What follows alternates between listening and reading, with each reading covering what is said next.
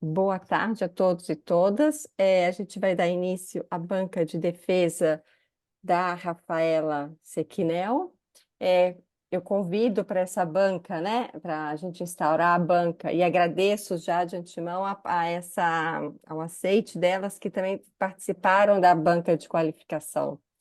As professoras, eu vou começar pela que vem mais de longe, a professora Júlia Scamparini, da UERJ, que a gente tem o prazer de ter também uma tradutora, então uma especialista também na obra da Natalia Ginsburg, a professora Meritxell Hernando Marçal, que é da UFSC, e a professora Suzana Scramin, também da UFSC. Agradeço também a participação aqui especial da professora Silvia Catoni, da Universidade de Córdoba, que é também uma especialista em Natalia Ginsburg. E o título do trabalho, né, de dissertação final da Rafaela Sequinel é Escrever, a partir do detalhe, uma leitura de léxico familiar. Rafaela, então eu vou passar para você a palavra. Você tem uns 20 minutos para a apresentação e depois a gente passa para a arguição.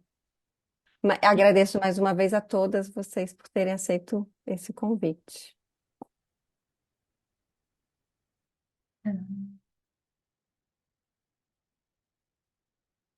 Posso, todo mundo está conseguindo ver certinho? Sim? Então, primeiramente, eu gostaria de agradecer a todo mundo, a presença de todos, a presença da banca também. Fico muito feliz por ter aceitado o convite e também a presença de quem pôde vir assistir. É muito importante para mim. Então, o título da minha dissertação é Escrever a partir do detalhe, uma leitura de léxico familiar. E eu tenho como objeto de pesquisa aqui a obra Léxico Familiar da autora italiana Natalia Ginsburg. O meu objetivo com essa pesquisa é produzir uma leitura crítica dessa narrativa, dando uma atenção especial ao espaço doméstico e nas possibilidades que esse espaço aparece enquanto formação de uma subjetividade e de uma introspecção do indivíduo. Somam-se a esse espaço os detalhes, que seriam isso, a minúcia literária da autora, que é formada a partir desses detalhes que ela traz na sua escrita, na descrição deste espaço, que formam redes de significados que acabam por revelar, por trazer à tona camadas escondidas do sujeito. Para a realização dessa pesquisa do trabalho, ele foi dividido em 4 capítulos, sendo o primeiro deles uma introdução. Após a introdução, foi adicionada uma cronologia. Então, apenas para contextualizar, a obra Léxico Familiar, ela é uma autobiografia. Porém, não uma autobiografia apenas da autora, como a mesma coloca dentro da sua advertência, ela é, antes de tudo, uma história da sua família. Então, com esse livro, ela não narra apenas a sua vida, mas também a vida dessa relação, a vida desse núcleo familiar e ao longo de 4 décadas. E a família dela, de origem judaica, seus pais, seu primeiro marido, Leone Ginsburg, e também seus irmãos foram membros do movimento antifascista na Itália. Portanto, em muitos pontos, a história acaba sendo atravessada por essa história pública da Itália, que perpassa pela Segunda Guerra. Então, essa cronologia está ali para situar o leitor ao longo da análise. Eu trago nela alguns eventos importantes da vida da autora e também algumas datas de eventos importantes da história da Itália. Já no primeiro capítulo, importante aqui ressaltar que todos os títulos dos capítulos foram tirados de fragmentos, são paráfrases de fragmentos de trechos de obras da Natalia Ginsburg. O primeiro título, que é Sobreviver através das palavras, no capítulo 2, eu trato sobre uma leitura crítica de léxico. O meu objetivo aqui é abordar a formação de léxico familiar enquanto obra e a questão da linguagem, como que essa linguagem se reverbera ao longo da narrativa. Já no capítulo 3, do que é feito uma casa, o meu objeto se detém no espaço doméstico e na questão da casa e do lar. O que é entendido por Ginsburg enquanto habitação, o que é essa casa que ela busca reconstruir ao longo da escrita e quais são esses detalhes, o que forma ela, o que torna ela possível de existir na escrita.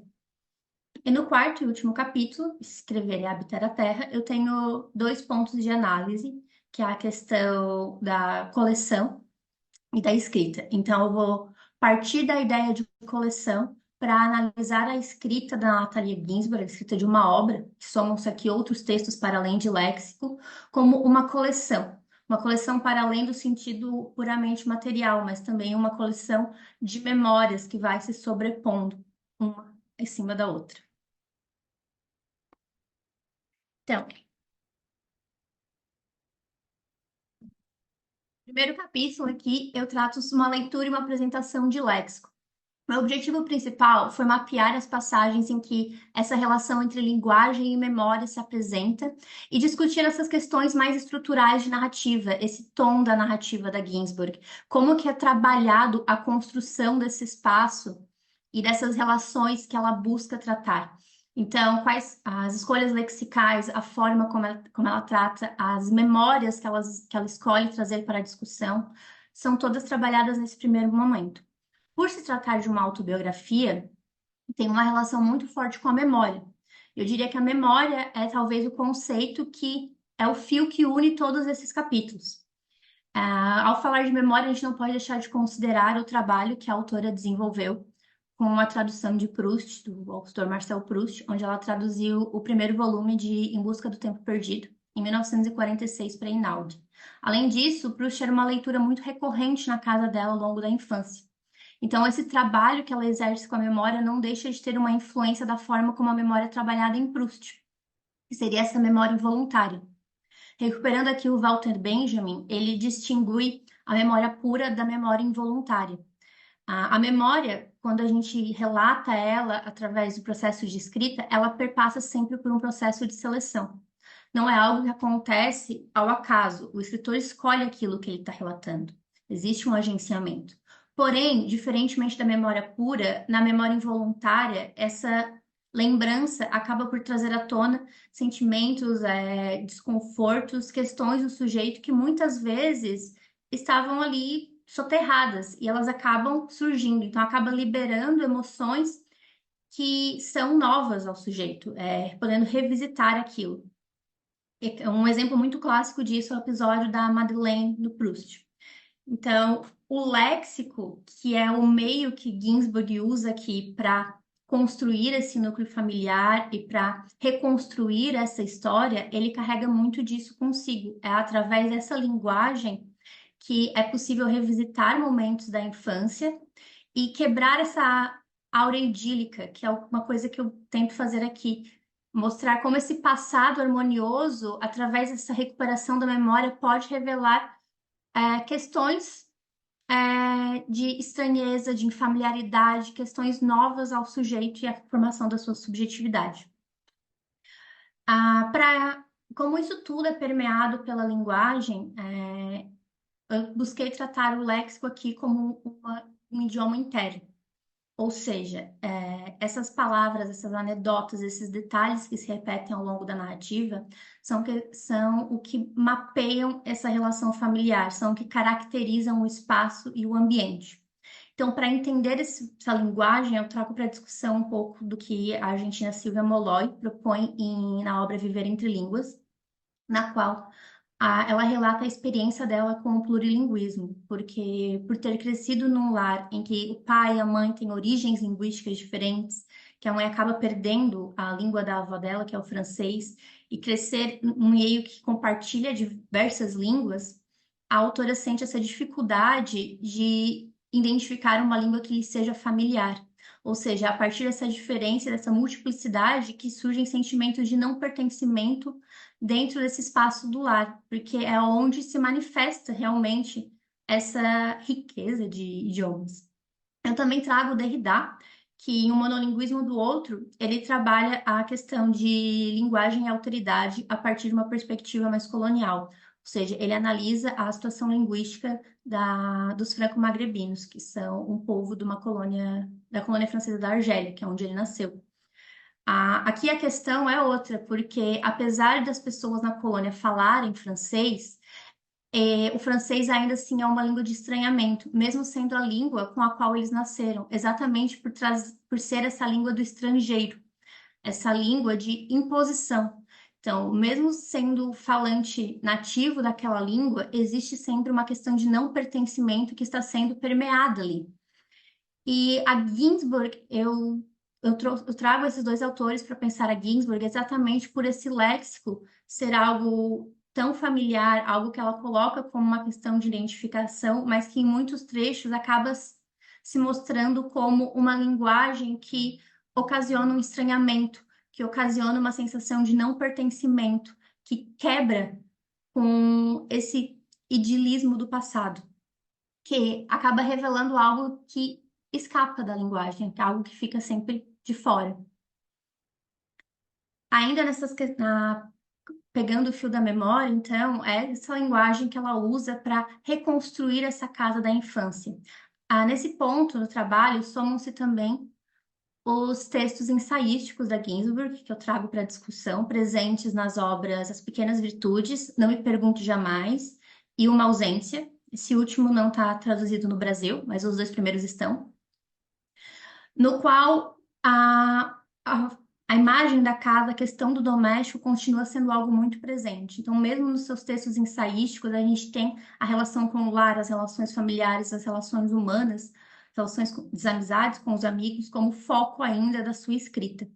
Então, mesmo não sendo uma autobiografia, é possível observar que a memória continua sendo algo presente e a reconstrução desse ambiente por meio da memória continua sendo uma tentativa.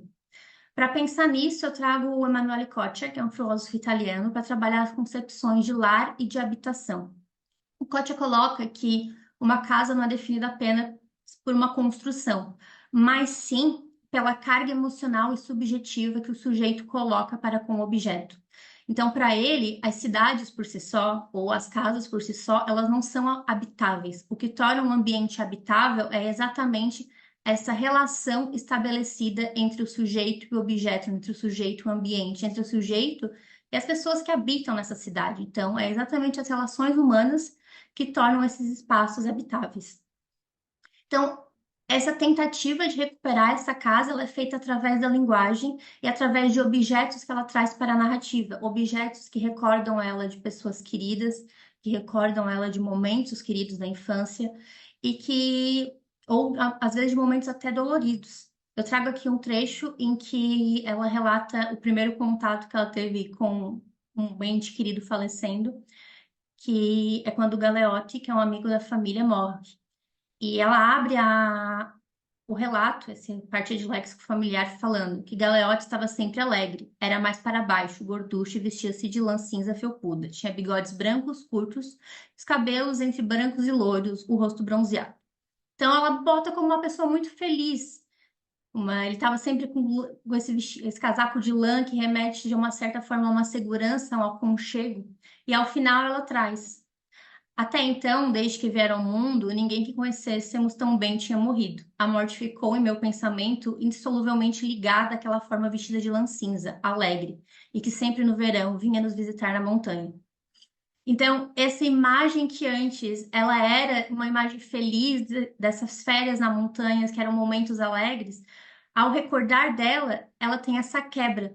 Ela quebra essa harmonia e a imagem do Galeotti vira essa figura que se referencia à morte, que traz essa tristeza, essa imagem cinza, que não é nem preto nem branco, é exatamente esse espaço turvo ali dos sentimentos. Nesse ponto, eu trago também uma reflexão um pouco importante, que é pensar a importância também desse lar, né?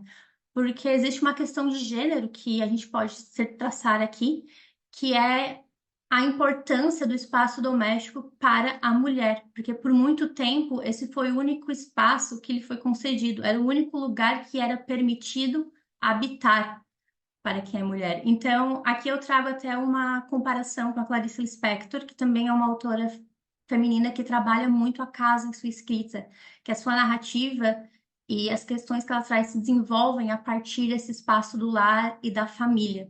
Então, a Ginsburg não é de se estranhar que ela busque também nesse lar, nessas relações familiares, alternativas para a construção dessa subjetividade. E no último capítulo, eu viso trazer a escrita como uma forma de coleção. Ou seja, foram mapeados uma seleção de objetos, de lugares, de palavras, de expressões que se repetem constantemente ao longo da narrativa de Léxico e que acabam se repetindo também em alguns ensaios dela. Ah, pensar aqui no objeto, então, nesses objetos, não apenas como uma forma material, mas como algo vinculado à memória. E é através dessa escrita, dessa junção, de essa repetição e sobreposição de lembranças, que ela forma uma coleção de memórias. Então, essa escrita se forma a partir dessa relação que é estabelecida entre a Ginsburg e esse núcleo, entre a Ginsburg e esse espaço, e entre o sujeito também e esses objetos. E é exatamente essa relação de afeto e também de semelhança que possibilita visualizar o processo de escrita como um processo de colecionar também. Para fazer isso, aqui eu entro um pouco numa questão sobre como essa casa que ela busca acaba se tornando um pouco impossível de ser encontrada, porque existe uma série de escritos destinados a entender esses sentimentos de familiar, esse sentimento de conforto, e ele nunca se concretiza totalidade. Isso não deixa de me remeter a um conceito do dispositivo trabalhado pelo Foucault, porque o dispositivo são instituições homogêneas que trabalham nessa sociedade exercendo uma relações de poder entre os sujeitos e a sociedade. Porém, essa linguagem também acaba sendo pautada em cima de uma relação de poder, e ela é aqui usada como um instrumento de subjetividade do sujeito. A literatura, a produção de conhecimento estão todas aquém desse movimento de poder exercido pelo dispositivo. Porém, como coloca o Agamben, através da literatura, a gente tem um outro elemento que seria a criatividade e o poder do lúdico. E o poder do lúdico acaba escapando a isso. Então, nesse sentido, a escrita e o literário acaba se tornando o único meio possível para a recuperação desse lar que por muito tempo foi dissipado pelo tempo e nas tentativas de compreensão e de formulação da subjetividade da escritora. E eu trago aqui um trecho do texto Retrato de um Escritor, da Ginsburg. Ele está presente no livro Uma Ausência, no qual ela fala sobre a sua relação com a escrita. Apesar do texto falar dela, ele é escrito inteiramente no masculino. E ela escreve: pensa que não fez nada além de amontoar erros em cima de erros. Como foi estúpido. Também se fez um bom número de perguntas estúpidas. Perguntou-se se escrever era um dever ou um prazer. Estúpido, não era nenhum nem outro. Em seus melhores momentos, era como habitar a terra. Então, a escrita acaba se tornando esse único meio possível para existir essa habitação, esse lar que não se concretiza numa materialidade ou dentro de uma realidade, senão através da literatura. Então, ao longo dessa pesquisa, eu pude observar, eu visei observar exatamente como o literário, por meio do literário, ele possibilita para a autora a construção desses novos sentidos. E principalmente dá uma importância maior, focar bastante nas relações com a memória e a casa. Como esses dois pontos acabam se tornando o humus que conecta a obra de Ginsburg. Não apenas na questão autobiográfica, mas ao olhar também alguns textos ficcionais dela, a gente pode perceber que a memória e a casa é algo que está sempre presente, que está sempre retornando, buscando uma nova reflexão acerca daquilo. E nesse sentido, a linguagem, ela acaba se tornando esse instrumento capaz de revelar essas camadas ocultas da memória, capaz de quebrar com essa ideia harmônica de como tudo era feliz no passado, porque é através dessa revisitação de um passado que é possível sempre perceber novas coisas, perceber desarmonias, aprender com esse gesto. E eu deixo aqui também algumas possibilidades futuras também, porque ao longo do trabalho foi possível observar também uma aproximação muito grande no modo como a Ginsburg escreve com a teoria da microhistória, que foi desenvolvida pelo Carlo Ginsburg, que é o filho dela. Então, existe também uma possibilidade de trabalhar com isso, que foi algo que, por questão de tempo e que não era o meu foco aqui, eu não consegui fazer nesse trabalho, mas existe essa possibilidade de aproximação e também a relação de gênero e escrita, enxergar também esse espaço doméstico como essa anunciação de uma história pública, porque é possível observar que cabe a escritoras mulheres sempre escrever a partir desse espaço do lar. Então, trabalhar com esse espaço como as possibilidades de entrecruzar o público e o privado, como enxergar essa história pública através de um espaço menor. Era isso.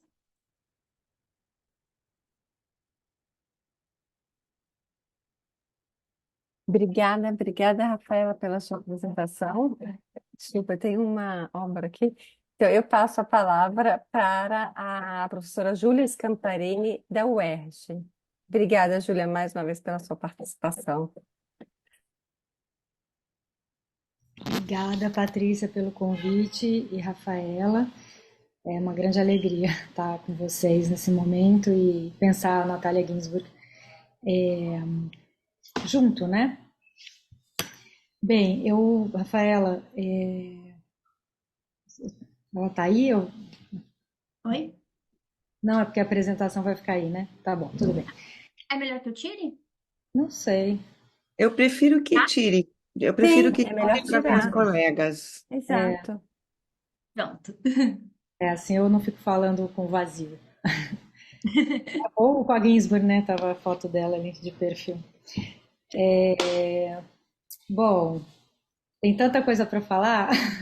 Você escreveu bastante, isso já merece um grande elogio, né? Você pesquisou muito e aí eu selecionei coisas, né, para falar, claro, para não me alongar por demais, porque somos três, né, para dar contribuições para você. Então eu queria começar te elogiando, né? Como já disse, você trouxe um trabalho que, pelo menos na minha experiência, não é comum de se ver, né? De uma pesquisa muito farta, principalmente no que se refere a teóricos e teóricas da literatura, e não só, né? Você traz diversos tipos de pensadores, e eu acho que isso vai, assim, o que eu vejo uma parte importante do seu trabalho, claro que como leitora do seu texto final, né? Mas me parece que foi um período de uma formação muito importante para você, né? Como estudiosa de literatura, pesquisadora de literatura. Então, o seu trabalho me deu essa impressão, assim, um mergulho na Ginsburg, mas talvez ainda mais profundo na forma de se pensar, como pensar um texto literário e pedir ajuda às teorias, a conceitos, enfim, a outros escritores e escritoras, né? Então acho que a sua escrita, a sua dissertação me dá muito essa impressão. Além disso, uma escrita, né, fluida, gostosa, bonita, que é também uma coisa bem prazerosa de conhecer. E aí eu vou, então, a partir de tudo que você trouxe, eu vou fazer alguns comentários e fazer algumas perguntas, né? É uma defesa, então, para que você me tire algumas dúvidas, né? Dúvidas no sentido assim, mas de querer te ouvir mais, querer entender algumas questões que talvez com as quais eu talvez não concorde, né? Claro que a análise é sua, mas em alguns lugares qualquer leitor tem, né, coisas a dizer.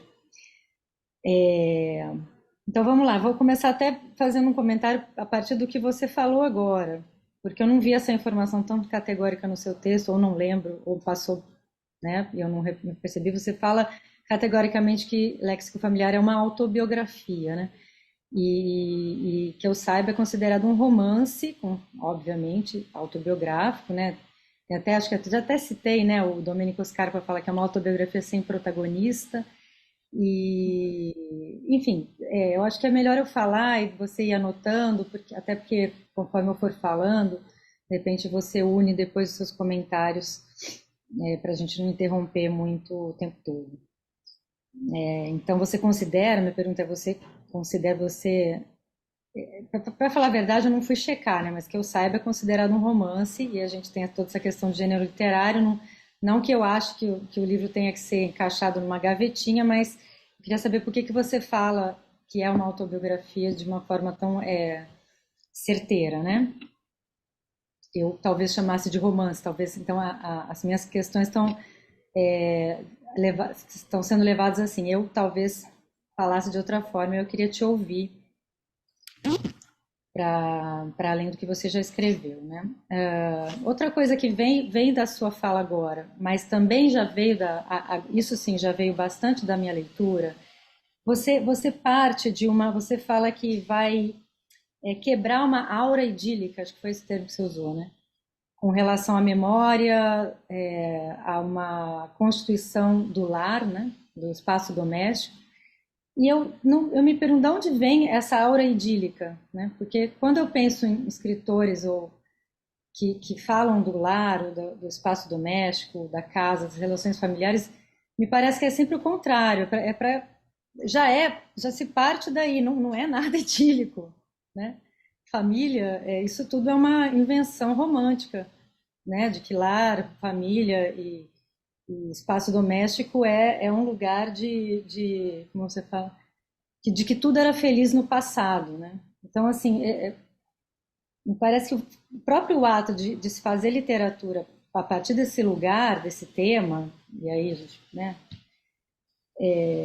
já parte daí, né? Eu não sei. Então, assim, da onde vem essa ideia? Isso vem de algum lugar, da própria Ginsburg? Eu não sei se eu perdi também isso na leitura, ou se eu esqueci, né? Porque a leitura é bem vasta em conteúdo, então posso ter esquecido também. Bem, e aí eu vou também fazer outras perguntas. Na sua tese, né?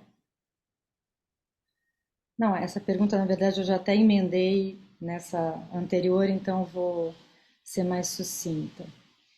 Uma outra pergunta que eu quero te fazer você fala muito de linguagem, né? No primeiro capítulo, segundo, na verdade, né? O primeiro é a introdução. Aliás, eu gosto muito da sua introdução, eu li 2 vezes, gosto muito, ela me guiou e não li depois de ter lido toda a dissertação, mas gostei muito. Aliás, muitos trechos da sua tese, da sua dissertação, eu gosto muito. Depois eu queria até te mandar, porque eu fiz grifei muita coisa, inclusive pouquíssimos erros que eu achei. Por exemplo, até acho que era comentário da Patrícia que ficou ali na nota de rodapé. Tipo assim, acho que isso devia estar no meio do texto. Coisa boba, assim, mas coisinhas que eu anotei e podem te ser úteis, né? Porque são coisas que passam desapercebidas, né? Então, eu vou te mandar.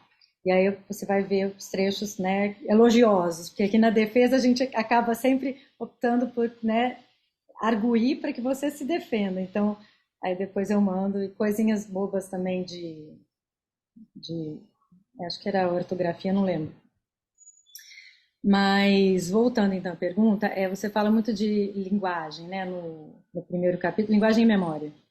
E aí eu queria perguntar, porque assim, em vários trechos você usa vários termos, né? Não sei se é porque eu tenho uma formação forte em linguística, mas eu fiquei meio um pouco assim, em alguns lugares me pergunto, eu entendi quer dizer, eu acho que eu entendi que você usa os termos de forma livre, né? Mas você usa linguagem, língua, léxico, dialeto, linguajar, idioma, língua entre aspas. E em algum momento, eu acho que na página 56, a gente pode ir lá? Será que eu não queria tomar muito tempo? Patrícia, quanto tempo eu tenho para falar? Não, pode falar, 20 minutos, pode falar, não se preocupe. Ah, então tá. Eu não vou para muitas páginas, não. É bom saber que. E eu também eu não tô calculando aqui. Se você puder me falar quando faltar Eu não marquei aqui quando é que eu comecei. Então, na página 56, no parágrafo que começa na página 56, eu estou no arquivo de Word, tá? Porque eu optei por fazer grifos, então eu optei por não usar o PDF. Na página 56 ela fala: a partir dessas considerações, pode-se pensar como a linguagem se torna, para Ginsburg, tanto um espaço de formação quanto um meio de recuperação. É por meio da língua que a autora recupera as memórias de um núcleo que foi desestabilizado pela guerra. E é na linguagem que ela, assim como os demais membros da sua família, constrói a sua identidade enquanto sujeito. Então, por alguns trechos, dá para entender que você fala de língua como se fosse a língua italiana, né, nacional, e a linguagem como se fosse esse idioma íntimo, né, esse léxico familiar. Mas em outras passagens fica confuso, então eu daria uma olhada para deixar isso um pouco, né, menos, já que é um tema da sua dissertação, e dentro desse tema eu queria perguntar, isso é só uma sugestão, tá? Se você achar que está tudo bem, fica tudo bem. Você fala, você traz, né, a Molloy e o Derrida para falar de não pertencimento. E aí, assim, aí também é uma pergunta cuja resposta eu não tenho, mas a Itália tem uma situação de plurilinguismo, né, louca, né? E eu pensei, por que não trazer também algum pensador que falasse da situação linguística italiana, né? Porque você traz apenas uma nota de rodapé o fato de, se eu não me engano, tá? O fato de, durante o fascismo, os dialetos terem sido proibidos, né? Então, assim, é uma situação que digamos, eu entendo o porquê você trouxe esses teóricos, né, esses textos, mas por que não também de uma situação linguística que é muito mais próxima a Ginsburg, né? E aí eu não sei quem você poderia, né? Primeiro que me vem à cabeça é Pasolini falando de linguagem, mas não sei, assim. É isso.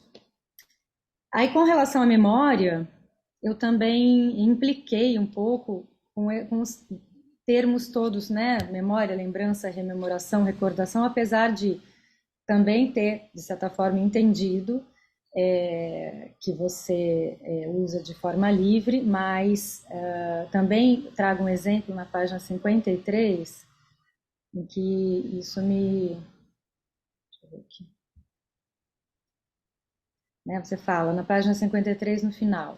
Dessa vez, os ecos e anedotas retornam traçando um caminho de recuperação dos ares da infância, da aura familiar que segue e caminha com a autora ao longo da vida, das lembranças felizes às quais tenta se apegar e das memórias mais amargas que, por mais que tente esquecer, não consegue. Então,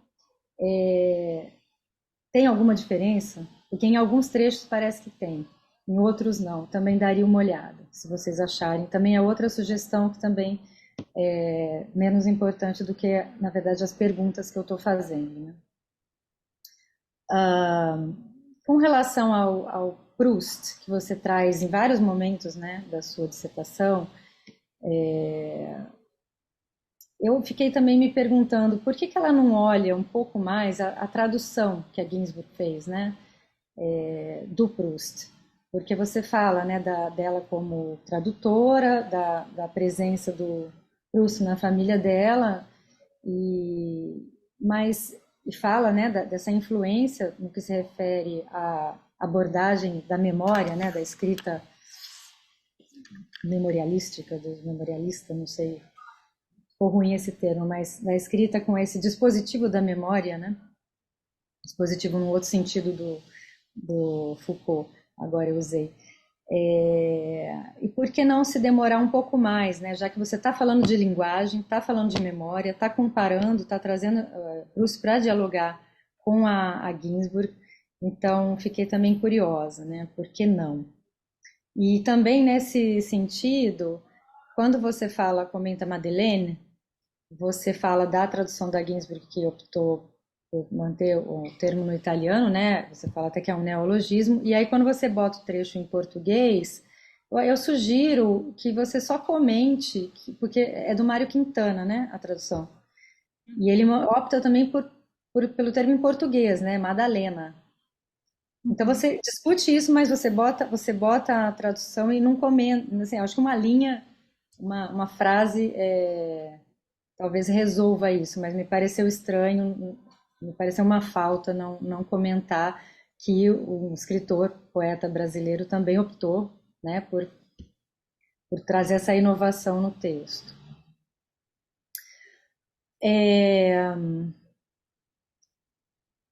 Eu gostaria que você falasse mais depois sobre essa construção da subjetividade da Ginsburg, porque, se eu não me engano, eu não me lembro, tá? Peço desculpas a todas as colegas de banca e a você, a Patrícia, que eu não me lembro se você trouxe alguém para pensar junto essa questão da construção da subjetividade.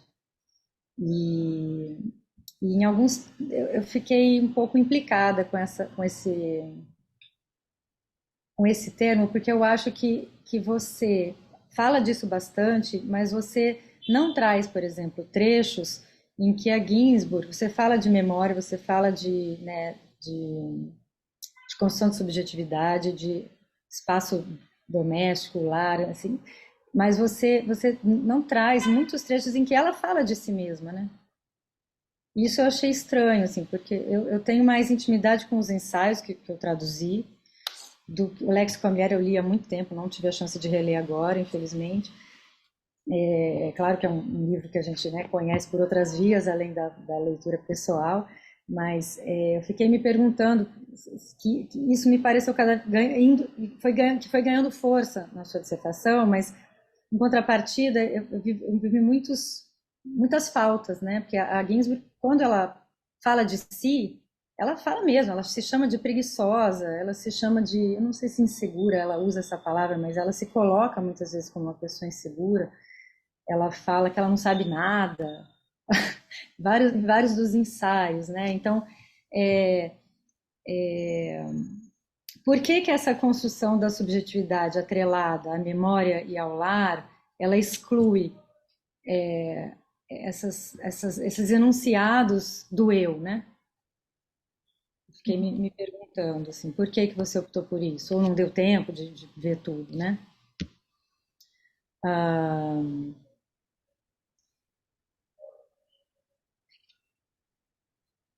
Nesse sentido, eu senti falta, não nesse sentido, mas assim, mais me aproximando já da conclusão da minha fala, o que eu senti mais de falta na sua dissertação foi de um debruçar-se mais as leituras dela, assim. Não que você não tenha lido bem a Ginsburg, pelo contrário, você leu e leu por um viés muito específico, né? Mas eu fiquei sentindo falta mesmo, porque você fala, né, de um museu da memória, acho que se eu estiver errando os termos, você me corrija. Um museu da memória, coleção de detalhes, né? Você fala... E eu senti uma falta de uma exposição maior, né? Porque detalhe eu acho que eu senti falta, e aí é uma coisa talvez muito pessoal minha como leitora, tá? De um método mais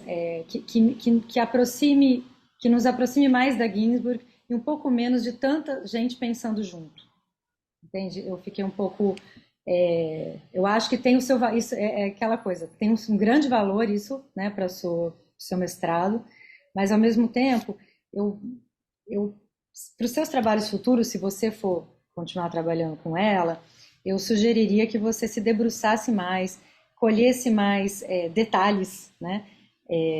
Porque os detalhes são de diversas ordens também, né? Você vai, são anedotas, linguagem, né?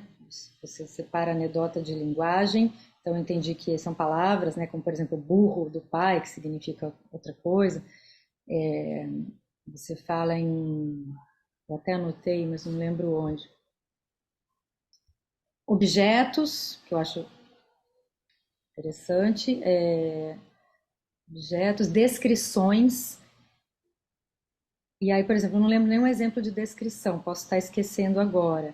Então, isso para mim acaba significando uma espécie de falta de de método no sentido de expor mesmo, com um pouco mais, como é que eu vou explicar isso? Com um pouco mais de concretude, a sua análise do que ela traz mesmo enquanto detalhe, entende? Você optou por fazer um outro tipo de investigação e eu tenho seu valor, claro, eu gosto muito do seu texto, mas eu senti falta e eu me debruçaria mais sobre os textos, porque eu senti falta de. Eu fiquei pensando, cadê isso, cadê aquilo? Já que ela está falando de detalhe, de anedota, de espaços, vários espaços, você fala muito de espaço e fiquei lembrando de vários espaços, né, que ela menciona, o escritório, onde ela trabalhava, né, o apego dela ao escritório, até do teatro, né, onde ela era assinante lá, e senti falta disso estar no texto, entendeu? Uhum.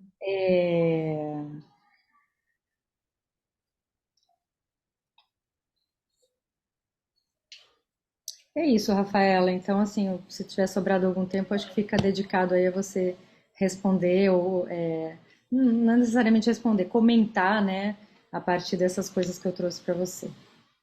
Uhum. Patrícia, posso responder ou passar para a próxima? Sim. Então, Júlia, quanto à questão da autobiografia, eu acho que foi talvez um erro de expressão meu na fala, por conta do nervosismo, porque no texto eu trato como um romance autobiográfico, inclusive é algo que é problematizado, por isso eu peço desculpas, que eu trato como um romance autobiográfico e eu até revejo um pouco essa questão, por conta desse eu não se anunciar tão presencialmente, como o próprio Domênico Scarpa coloca. Porque a autobiografia, mas ela não fala dela, ela fala das relações, ela fala da família.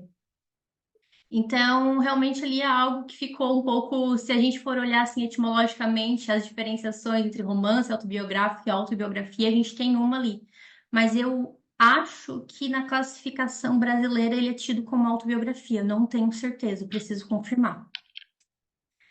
Enquanto essa questão da aura idílica vem muito dos textos. O Domênico Scarpa problematiza um pouco essa relação com a família, mas muitos outros textos críticos dela tratam essa lembrança, essa volta ao passado, exatamente como uma tentativa de preservação, como uma tentativa de se segurar naquilo, porque manter vivo aquela realidade que não existe mais e era muito importante. E eu acho que vai um pouco além disso.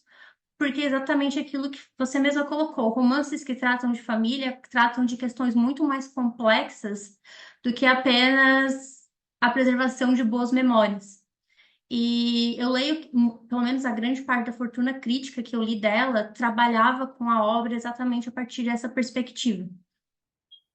Talvez eu não tenha trazido um pouco ali, mas por isso que eu tentei romper um pouco isso e trazer exatamente esses momentos de estranhezas, que é algo que eu não via sendo muito comentado. Eles comentam a importância desse léxico, como essa linguagem conecta ele mais. E os momentos em que esse léxico falha? E os momentos em que esse léxico ele remete a algo que não é tão confortante assim. Enquanto a diferenciação entre língua, linguagem, lembrança, memória foi realmente feita de forma mais livre, eu não pensei nela enquanto conceitos. Eu entendo que existe dentro da linguística conceitos diferentes para língua, linguagem, dialeto, idioma, cada um tem seu próprio conceito. Mas aqui, principalmente em relação à memória e lembrança, eles foram realmente usados de forma livre.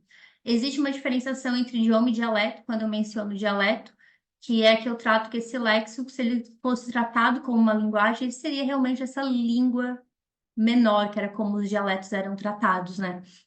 Eles eram vistos como essa inferioridade. Porque eu não posso tratar do léxico com o mesmo patamar de o francês, o italiano, não. Eles são expressões usadas para identificar essa família, que a Ginsburg se refere como uma linguagem própria. Dali que parte essa tratar da linguagem. A opção pela Molloy e pelo Derrida veio exatamente pelos dois tratarem, acho que um pouco mais proximamente, dessa dificuldade de pertencimento à língua, porque os textos que eu, pelo menos que eu tive acesso em relação à linguagem na Itália, eles são muito mais voltados às questões políticas do dialeto. E não que não seja também algo político, linguagem, principalmente Derrida, está sempre permeado por um aspecto político, não deixa de fazer parte disso. Mas eu acho que eu queria muito mais focar na questão da identidade mesmo. Porém, por ela ser italiana, não tem como não mencionar a questão dialetal. Na versão original do livro em italiano, muitas das expressões usadas, inclusive, vêm do dialeto, do próprio pai, da própria mãe. Embora em casa eles não falassem dialeto, eles usavam só algumas expressões soltas. Enquanto a tradução do Proust, eu não analisei ela, embora eu tenha tido contato com ela. Eu li muitas críticas da tradução, não análises, porque, por incrível que pareça, eu também não achei nenhuma análise da tradução na minha pesquisa. Mas eu li muitas críticas à tradução, muitas respostas de estudiosos de Proust quanto a essa tradução. E o motivo pelo qual eu não fiz uma análise mais extensa é porque eu não queria comparar a versão em italiano com a versão em português, porque seria algo falho. E, infelizmente, eu não tenho um domínio tão bom de francês para poder analisar ela mais a fundo, porque eu teria que comparar com a versão em francês. E é algo que, no momento, não é possível, quem sabe futuramente. E por isso é uma falha minha mesmo. Então, o Mário Quintana, ele traduz a Madeleine como Madalena, mas a questão é que existe o doce Madalena no Brasil. No Brasil, ele é vendido como Madalena, pelo menos que eu lembro de ter visto no mercado. Enquanto na Itália, ele é vendido como Madeleine. Por isso esse neologismo, não é um termo usado em italiano, Madalena. As receitas, tudo, eles servem como Madeleine. Já aqui, a gente encontra no mercado pacotes de Madalena para vender.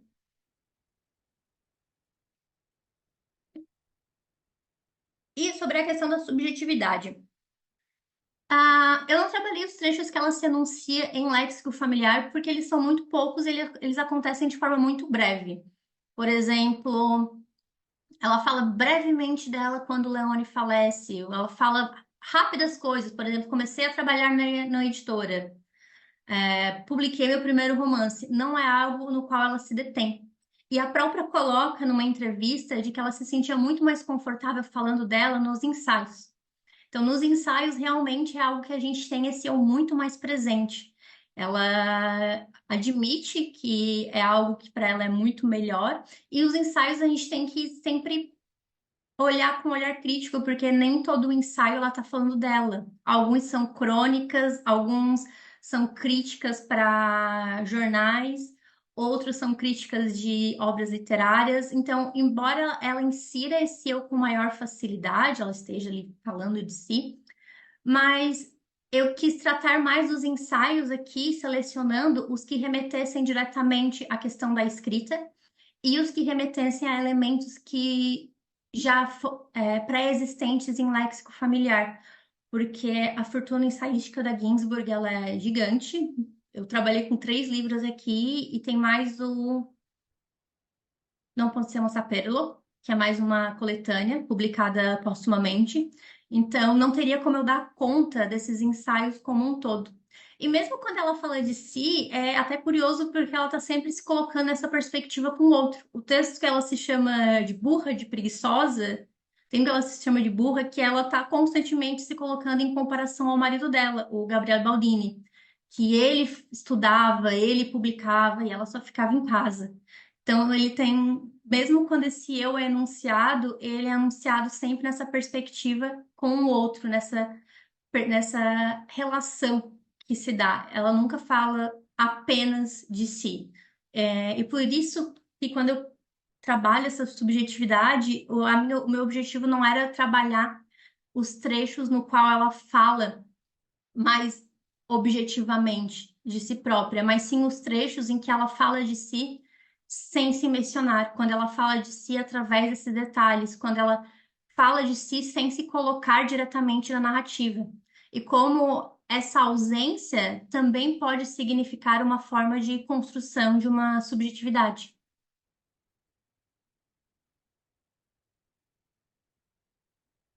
Acho que era isso. Obrigada, Rafaela.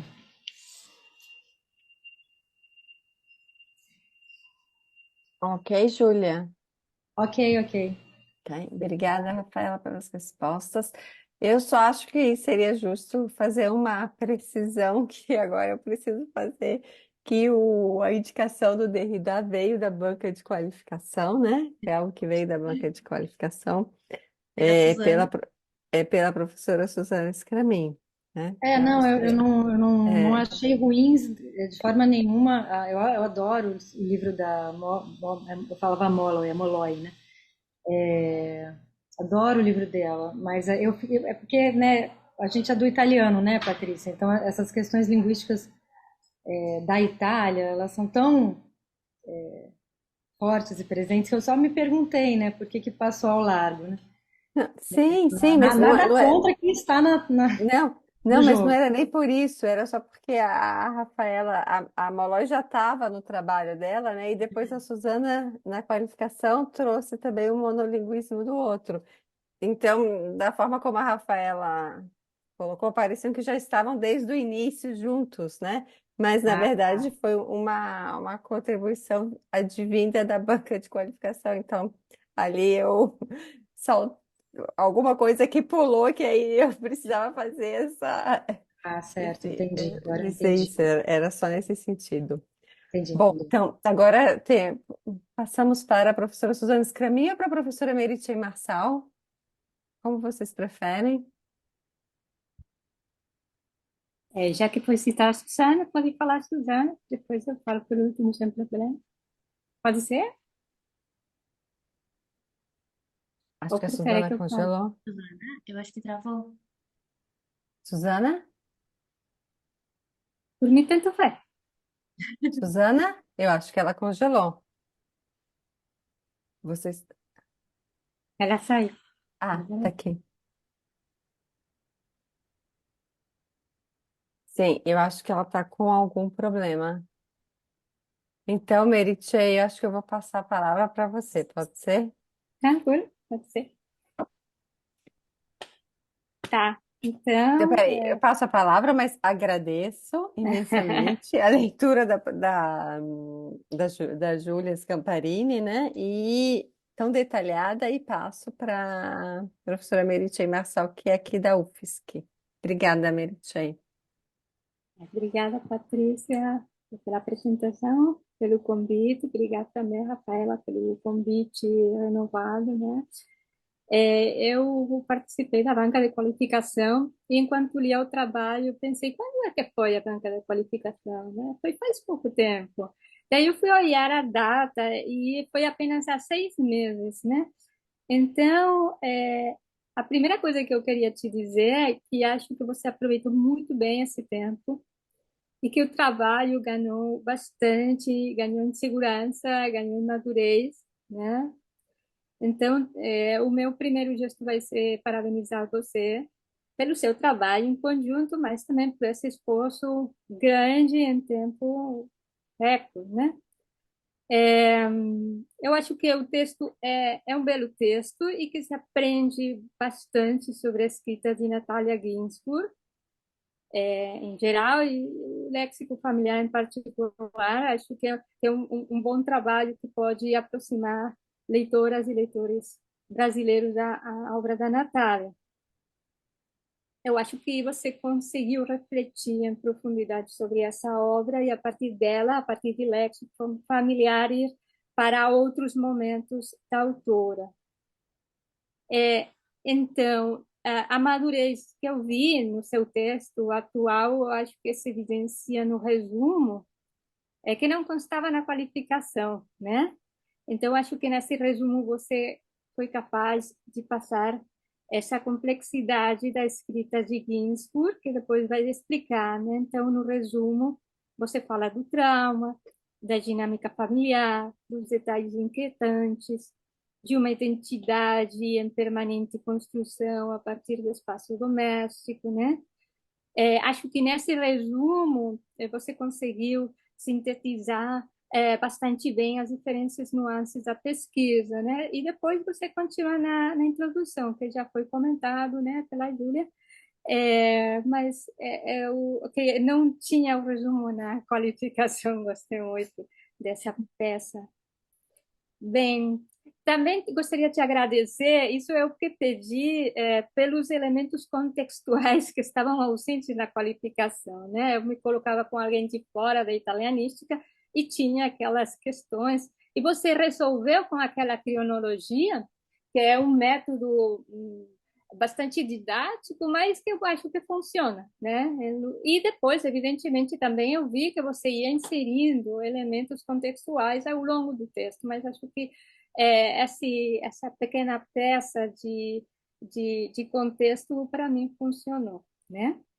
Então, eu acho que nota-se nesse texto agora, né, uma boa escuta, você escutou bem, aproveitou bastante o momento da qualificação, né? Para mim, claro que é a minha leitura, né, o seu texto foi um texto político, né, porque você olha para Natalia Ginzburg com os olhos atuais do feminismo e incorpora teóricas que fundamentam esse olhar, como a Silvia Federici, né, a Gayatri Spivak e pouquinho a Pilar Golayova. E, claro, eu não conheço a fortuna crítica de Natalia Ginzburg, mas acho que esses olhos feministas dão um caráter próprio à sua pesquisa, né? E esse gesto estava já na qualificação, mas estava de uma forma mais tímida, né? E acho que agora se afirmou. E você consegue até dialogar com a recusa ao feminismo da própria Ginsburg, né? Eu gostei bastante que colocou também essa postura, né? Porque não se trata de dar uma etiqueta à autora, não dizer a autora é feminista, não é isso, mas evidenciar relações de gênero que estão nas obras. Acho que você consegue fazer isso, evidenciar essas relações que estão aí, né? É nesse sentido, aquela conhecida e velha consigna de o pessoal é político, né? E, portanto, é público, e, portanto, é coletivo, é evidenciado por você que está aí na escrita da Natália Ginsburg. Nesse sentido, eu vi essa postura política da sua leitura, né? Você não dá uma etiqueta para a Natália, mas evidencia, ao recorrer do texto, essa relação entre o íntimo e o coletivo, né? E eu gostei como você consegue traçar esse caminho e pontuando ele sem estridências, como eu já falei, por todo o trabalho.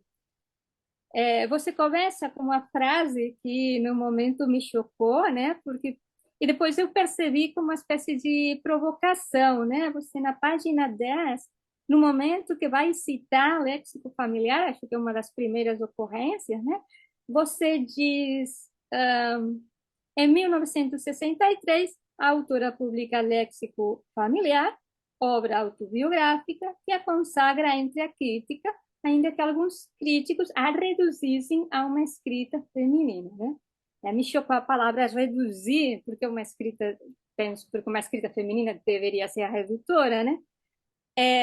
E aí você traz o próprio Angelo Guglielmi e que confessa esse preconceito. Então, eu acho que a partir desse gesto de desdém, de uma crítica consolidada, né, você consegue mostrar a centralidade dessa escrita que é íntima e pessoal, mas que tem uma dimensão histórica, né? Então, eu gostei bastante, me surpreendeu no começo esse diálogo que você traz com a Clarice Lispector, mas gostei bastante. Me surpreendeu porque é um diálogo muito pontual. Você pega um ponto específico e começa a trabalhar com ele, né? Isso não era esperado. A gente lia outra coisa. Mas eu acho que você consegue fazer dialogar, né? Bem essas obras, né?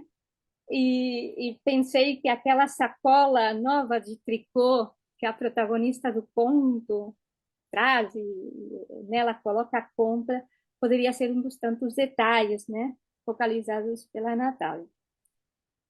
Bom, mas além disso, né, dessa leitura política da Natália Ginsburg, fazendo do íntimo o público, evidenciando quanto o íntimo é público, eu acho que você também, de uma forma sutil, vai além.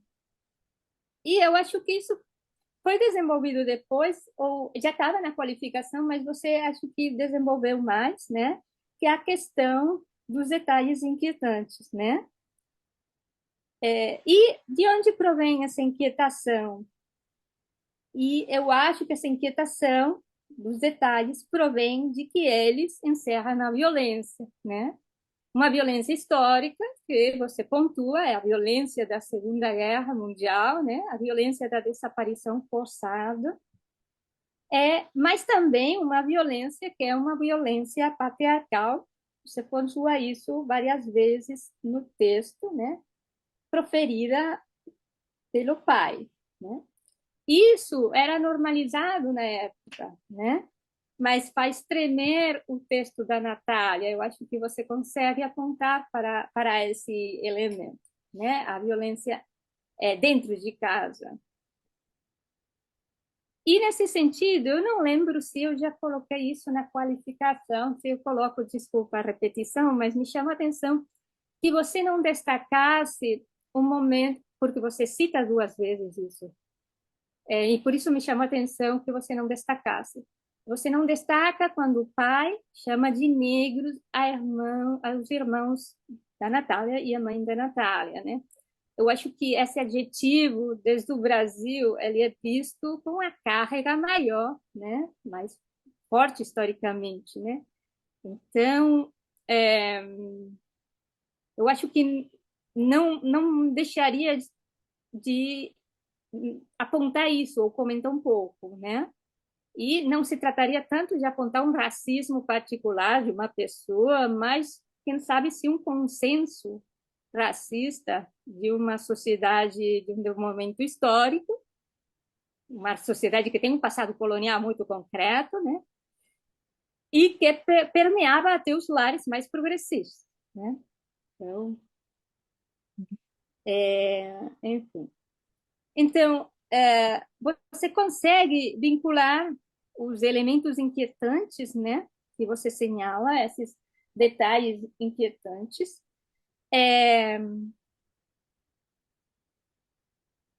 com uma apreciação maior de como funcionam os detalhes que a Natália coleciona.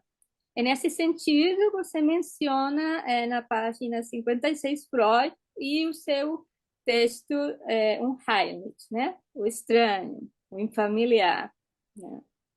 Portanto, nesses detalhes encerra-se não só a memória da família, mas uma experiência coletiva e histórica que está permeada pelo trauma. Então, nesse sentido, eu acho que você aprofunda no conhecimento da obra de Ginsburg, traz essa inovação, né? E vai além de uma definição inicial que você faz nas primeiras páginas de uma escrita leve, né? Ela é leve, mas não assim.